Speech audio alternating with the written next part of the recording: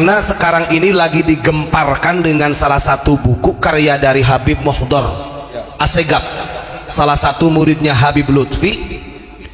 Dia menulis buku yang namanya Cahaya dari Nusantara, ingat ya, dan itu dijual beli bebas di Sofi, ada banyak. Namanya bukunya itu adalah Cahaya dari Nusantara. Nah, Muhdar Assegaf ini karena dia adalah muridnya dari Habib Lutfi, dia menulis sejarah-sejarah NU dan peranan-peranan Habib terhadap berdirinya NU yang diambil dari makalah atau perkataannya Habib Lutfi. Ini perlu dikanter. Ini sebelum nanti para duriyah muassis membawa data yang puluhan tahun, manuskrip yang puluhan tahun, ya kita sama kita dulu aja. Karena tadi udah nelpon dari salah satu duriyah muassis Kiai Burhan ya. Insya Allah malam Jumat mau kesini, mau podcast di sini Pak, mau menjelaskan bahwa apa yang tertulis di bukunya Muhdar Assegaf muridnya Habib Lutfi yang mengambil dari perkataannya Habib Lutfi itu salah total, gitu ya. Ingat, salah total, tidak ada kaitannya, tidak ada peranannya Ba'alawi atau para habaib ketika awal mula berdirinya NU. Gitu kan?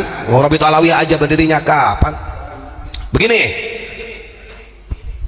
di dalam tulisan buku tersebut yang katanya Cahaya dari Nusantara yang ditulis oleh Muhdar Assegaf mengambil dari makalahnya Habib Lutfi itu begini, bahwa berdirinya NU ini tidak terlepas dari peranan para habaib, wabil khusus adalah Habib Hashim bin Yahya, katanya begitu, yang mengatakan bahwa Kiai Haji Hashim Asy'ari tidak berani mendeklarasikan NU tanpa seizin dari 4 habaib, di antaranya yang disepuhkan adalah Habib Hashim bin Yahya.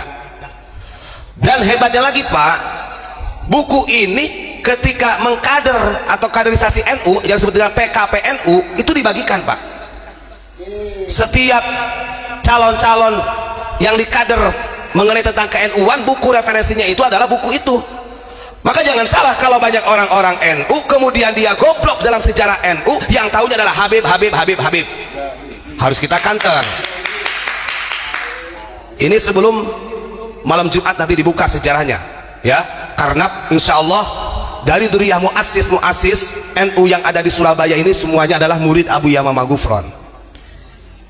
Kalau nggak berani ya monggo silahkan, tinggal buka sejarah.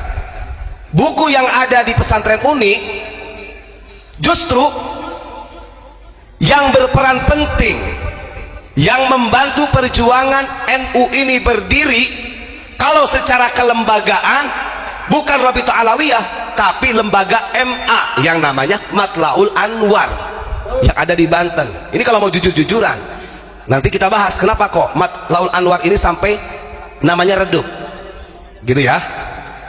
Sebentar ya, Matlaul Anwar itu berdiri pada tahun 1916, didirikan oleh 4 ulama Banten. Yang pertama Kiai Haji Tubagus Soleh Kenanga, yang kedua Kiai Haji Tubagus Arsad Tegal Menes, yang ketiga Kiai Haji Muhammad Yasin, yang keempat Kiai Haji Mas Muhammad Abdurrahman bin Jamal.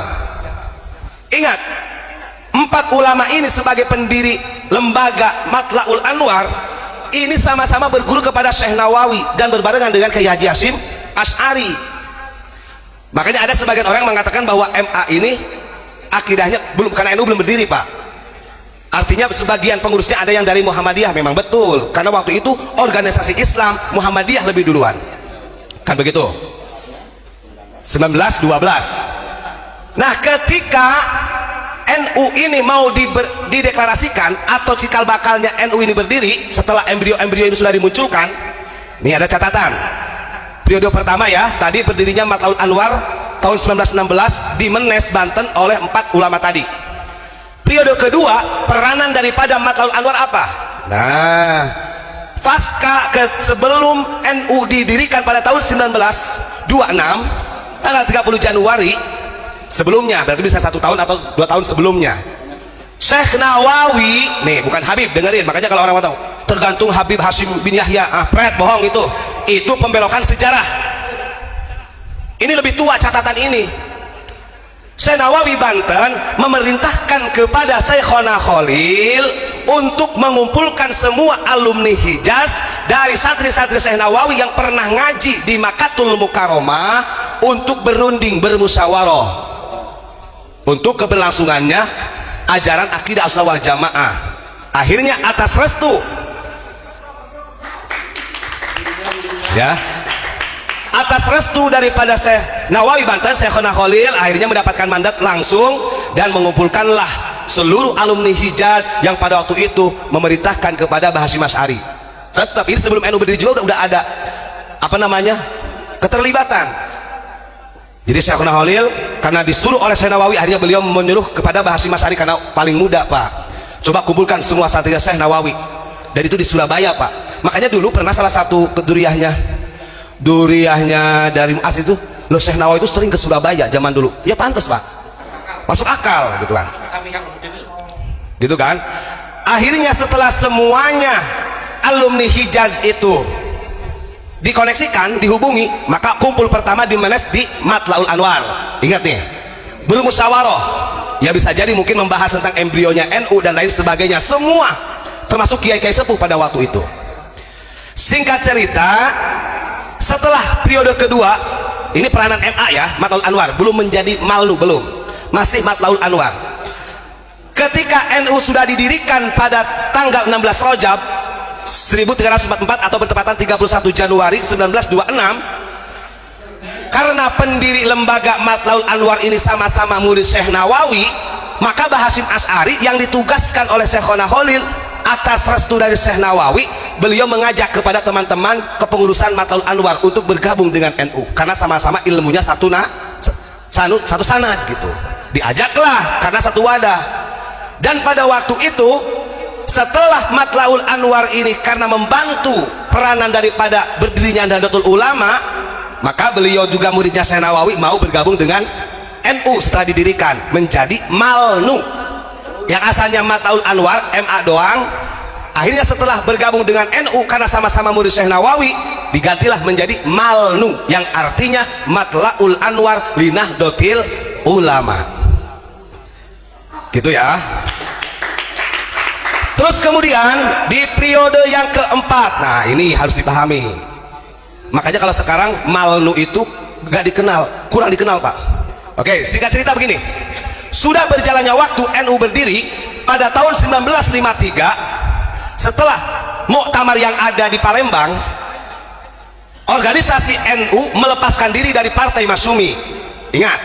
Nah, ketika pada tahun itu 1953 itu ada salah satu ketua Matlaul Anwar li Nahdlatul Ulama itu yang namanya Uwais Abu Bakar. Ya. Karena Uwais Abu Bakar ini dia menjadi anggota dewan yang diusung oleh Partai Masyumi pada waktu itu. Sementara NU setelah muktamar di Palembang melepaskan organisasinya dari Partai Masyumi, akhirnya seorang yang bernama Uwais Abu Bakar ini tidak mau keluar dari Masyumi karena dia diusung oleh Masyumi. Yang pada akhirnya yang sekian tahun Matlaul Anwar sudah menjadi Matlaul Anwar li Nahdlatul Ulama, karena ada beda pandangan dengan NU gara-gara ketuanya yang bernama Uwais Abu Bakar tadi, akhirnya Malnu dilepas kembali menjadi MA Matlaul Anwar. Itu harus dipahami, ini sejarah yang ditenggelamkan sebenarnya. Maka tidak ada hubungannya dengan buku karyanya dari Muhdar As-Segaf, dari perkataannya Habib Lutfi bahwa Mbah Hasyim Asy'ari mendirikan itu atas restu 4 habaib. Bohong itu pembelokan sejarah. Karena di sini ada kurunnya, ada periodenya, tidak ada satupun catatan dari peranan Habib. Walaupun dia alasannya kata Habib Lutfi, cuman kan Maulana Habib Hasyim bin Yahya ini nggak mau dicatat. Dengerin, Habib Ali Kuitang itu dari dulu setelah NU berdiri gak mau dia masuk ke organisasi NU. Habib Ali Kuitang mau memproklamirkan dirinya sebagai warga Nahdiyin itu setelah muktamar yang ada di Bandung tahun 1933. Itu pun karena dorongan. Gitu. Karena Utsman bin Yahya pada